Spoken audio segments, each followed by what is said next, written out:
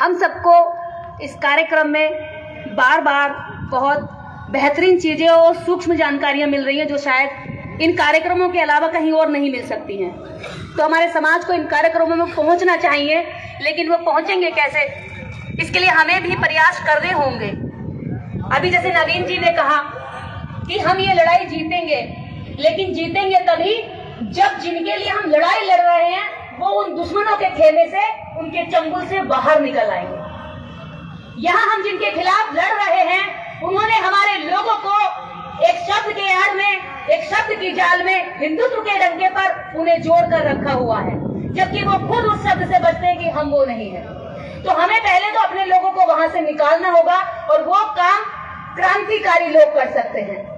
एक बहुत खूबसूरत बात जो बहुत जरूरी है और समाज को समझनी बहुत जरूरी है, एक क्रांतिकारी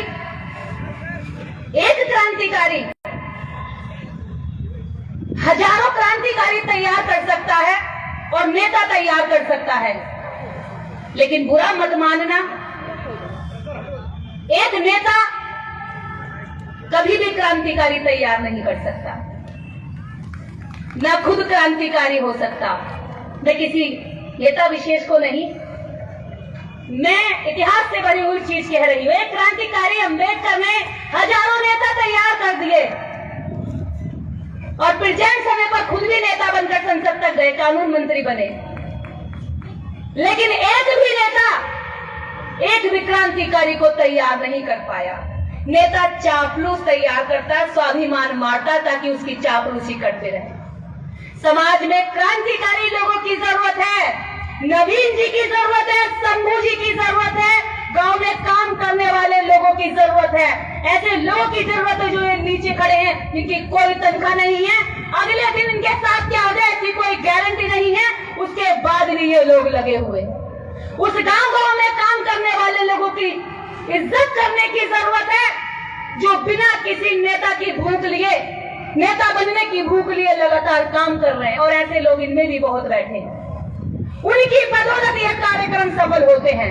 तो पहली चीज ये है, नेताओं से क्रांतिकारी कोई नहीं तैयार होता, लेकिन क्रांतिकारियों से हजारों नेता तैयार हो सकते हैं, इसकी गारंटी मैं भी देती हूँ और इतिहास भी इससे भरा पड़ा है। दूसरी चीज ये है, एक निष्पक्ष कार्यकर्ता निष्पक्ष बात करता है, एक निष्पक्ष पत्रकारिता करता है, तो ये दो ही लोग नेताओं को भेज सकते हैं। मेरी हाथ जोड़कर अपील है, ये समय चापलूसी का नहीं बचा है, ये समाज एक डूबता हुआ जहाज होता जा रहा है, और एक एक करके अगर हमने बचाने की कोशिश की तो हम एक एक करके इसके नीचे दबते मर जाएंगे। और हमने सबने हाथ लगाकर उठा करके इसको बचाया, तो मुझे लगता है अभी 2024 में भी हम इसको बचा सकते हैं। तो सबको एकजुट होकर के बचाने की जरूरत है। आज केवल कहने की जरूरत नहीं है, मैंने कह दिया, उसने भी कह दिया, सब कह के जा रहे हैं एकजुट हो, लेकिन क्या गारंटी देकर जाएंगे कि ये सारे नेता एकजुट होंगे? क्या क्या जिम्मेदारी लेकर जाएंगे कि ये सारे नेता एकजुट होंगे? आज के कार्यक्रम की क्या कोई समीक्षा होगी कि हम बैठेंगे कि हाँ अगला रास्ता क्या निकाला जाएगा? हमने अपनी बात बोल दी, लेकिन हमारे समाज को क्या लाभ हुआ, हमें इस पर अपनी समीक्षा करनी होगी। मेरे सारे लोग जितने भी यहाँ बैठे हैं बहुत बहुत दूर से आए हैं, असम से आया है, कोई पंजाब से आया, राजस्थान से आया, हरियाणा से आया है, यहाँ तक कि बिहार के बहुत सारे लोग जो बेगारी में जिंदगी जी रहे हैं लेकिन फिर भी किराया लगा के वो यहाँ तक आए हैं। ये उनकी कुर्बानियों की बदौलत कार्यक्रम हुए हैं। तो यहाँ से कुछ रिजल्ट निकलने चाहिए। समाज को एक उम्मीद है कि आज के कार्यक्रम से कुछ होगा। 2 दिन आप लोगों ने लगाया है, समय लगाया, खर्चा लगाया है, तो इसका रिजल्ट निकालना। और दूसरी बात एक है, हर व्यक्ति लड़ाई लड़ने की बात कर रहा है, लेकिन क्या ये लड़ाई सिर्फ पुरुषों की है? क्या महिलाएं इस लड़ाई में शामिल नहीं है? हमारे घरों में किसी न किसी रिश्ते में 2 से 4 महिलाएं हर परिवार में उपस्थित हैं, लेकिन इस कार्यक्रम में एक भी महिला एक परिवार की नहीं बैठी है। क्यों? क्या ये महिलाएं उसके बाद जब तुम लड़ाई लड़कर जीत जाओगे तो फिर दोबारा से लड़ाई करेंगी? क्या अब हमें हमारा हक चाहिए? ये लड़ाई तो फिर चलती रहेगी, फिर लड़ाई चलेगी। जब आप लड़ाई लड़ रहे हैं तो महिलाओं को पीछे क्यों छोड़ रहे हैं? उनकी रैलियों में महिलाओं की संख्या ज्यादा होती है और आपकी रैलियों में महिलाओं की संख्या कम होती है। आपकी महिलाएं उनके यहाँ कलश यात्रा कर रही हैं और आप यहाँ बैठकर भाषण दे रहे हैं अम्बेडकरवाद का। अगर आप अम्बेडकरवादी हैं तो न्याय प्रिय बात करिए। अगर आप अम्बेडकरवादी हैं, हिंदू कोड बिल की बात करते हैं, अम्बेडकर की बात करते हैं, तो अम्बेडकर की उस बात को याद करिए ना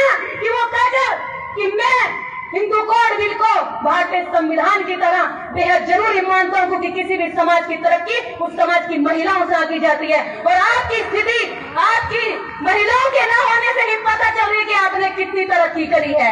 आपने तरक्की तो करी है, लेकिन पुरुषवादी सोच पर, अम्बेडकरवादी सोच पर आपने तरक्की अभी तक नहीं करी है। आप चाहते हो कि वो घर में आपके कपड़ों को प्रेस करती रहे, आप चाहते हो कि वो आपको खाना बनाकर देती रहे, आप चाहते हो कि वो आपके बच्चों को स्कूल भेजती रहे, और आप यहाँ पर भाषण दें। क्या महिलाएं भाषण नहीं दे सकती हैं?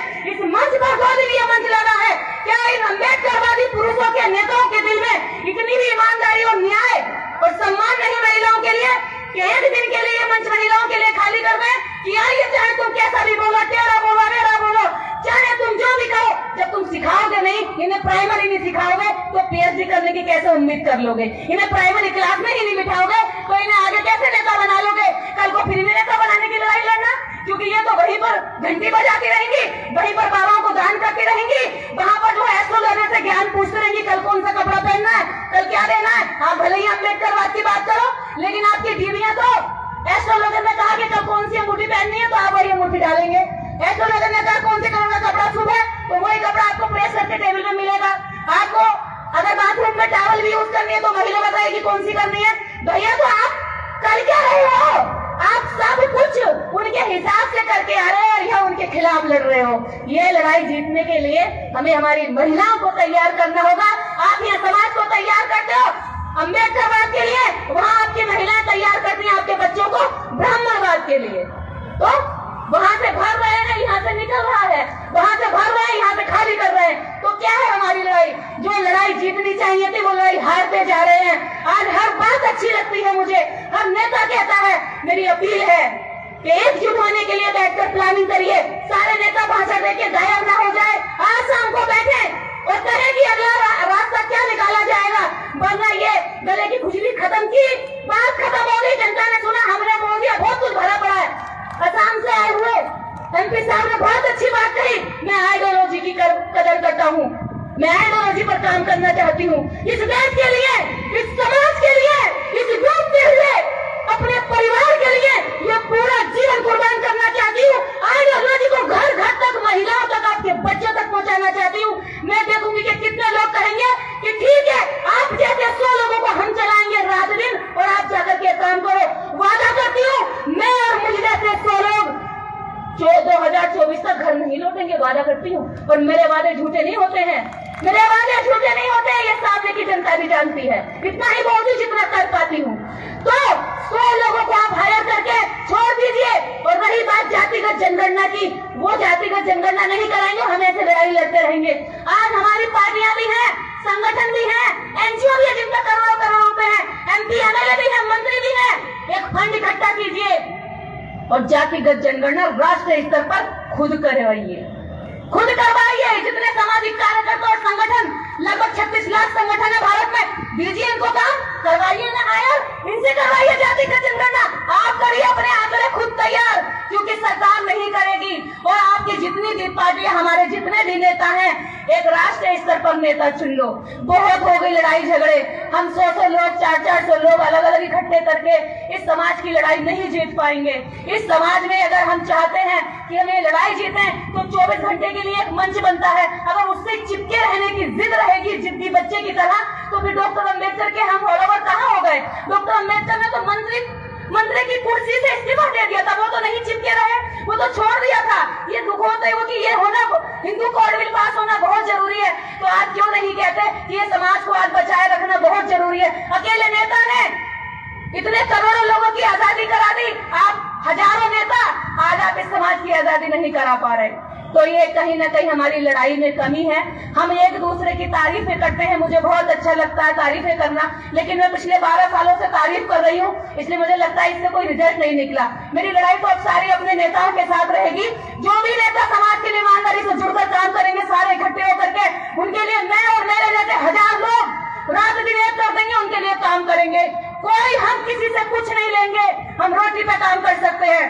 और लेकिन दूसरी चीज ये है कि समाज के लिए वो ईमानदारी से खड़ा होना चाहिए। आज पार्टियां भी बहुत है, वामन मेश्राम इस मंच पर हैं, मैं उनका तहे दिल से शुक्रिया अदा करती हूँ कि उन्होंने जनसंख्या गिनती की इतनी बड़ी लड़ाई पूरे देश भर में इतनी मजबूत कर दी कोई एक नेता उसको कहता आरएसएस का एजेंट है, दूसरा नेता कहता वो आरएसएस का एजेंट है, एक मिनट, तीसरा नेता कहता वो उसका आरएसएस का एजेंट है। एक दूसरे पे ऐसे आरोप लगा करके समाज में भ्रम फैला देते और अपना अपना आदमी को मजबूत करके रखते हैं। कहाँ ले जाना चाहते हो इस लड़ाई को, कहाँ ले जाना चाहते हो इस समाज को, किस दिशा में मोड़ना चाहते हो इस समाज को?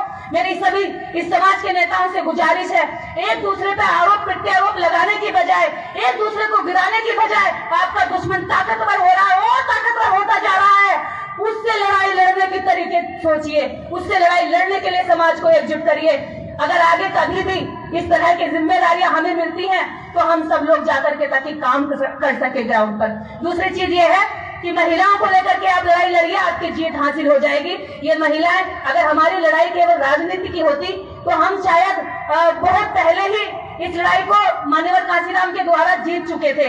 लेकिन बात इसके साथ साथ हमारे साथ एक लड़ाई और है व्यवस्था परिवर्तन की। वो जिस व्यवस्था में हम सामाजिक रूप से नीचे रखे गए हैं, और वो व्यवस्था भगवान, वो व्यवस्था हिंदुत्व, वो व्यवस्था वर्ण, वो व्यवस्था जाति, जिसकी वजह से हमारा सामाजिक असमानता बना हुआ है। तो उस लड़ाई के लिए आपको हम आडम्बरवाद से पीछे छुड़ाने के लिए आपको महिलाओं को साथ लेना पड़ेगा। आप महिलाओं को साथ लीजिए। इस मंच के उठा हुआ एक एक मुद्दा देश के लिए महत्वपूर्ण है। इसी के साथ जय भीम, जय समाज। ये अद्भुत मंच